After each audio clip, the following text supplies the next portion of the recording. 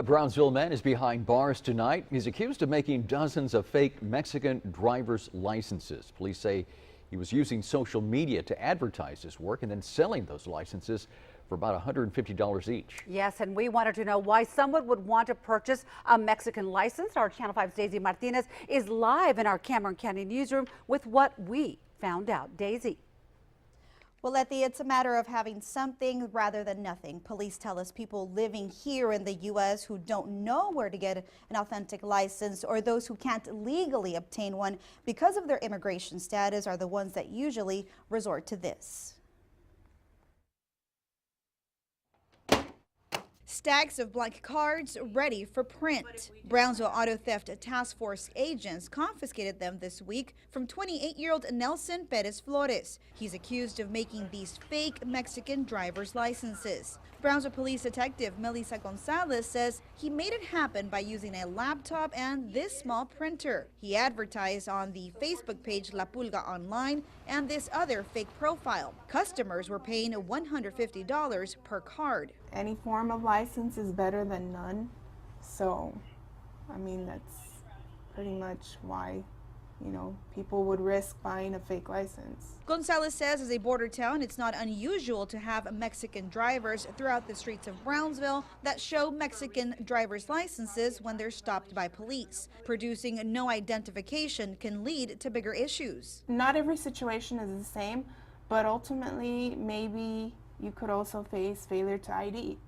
If we find out that you're lying about your name, your date of birth, or any other identifying information, you can get arrested for failure to identify. Police say it's not their role to enforce immigration laws, but if an arrest warrants the need, they can call U.S. Border Patrol agents to help identify a person in custody. Vanessa Ortega, a spokeswoman for the Mexican consulate in Brownsville, says Mexican nationals don't have to resort to these types of measures regardless of immigration status. Posiblemente personas que no tienen otros documentos para identificarse, pero para esas personas, bueno, el mensaje es que aquí en el consulado pueden obtener documentos de identificación que sí son válidos y que sí son oficiales.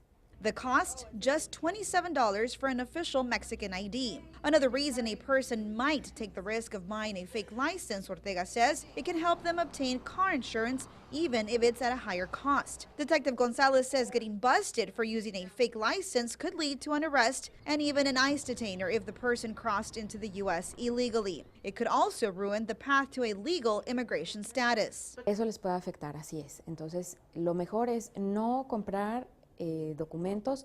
La única oficina de gobierno de México autorizada para expedir documentos de identidad aquí en los Estados Unidos son los consulados. Ortega says anyone that shows up with a fake license to the Mexican consulate for processing documents will be turned away.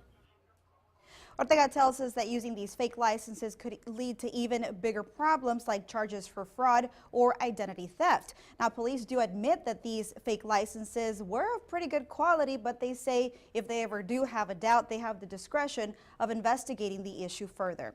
Live from the Cameron County newsroom, Daisy Martinez, Channel 5 News at 6.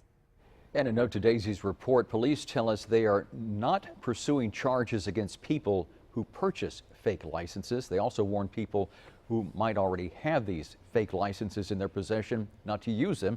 And they also ask anyone who sees a sale of the sensitive documents online or elsewhere to report it to police.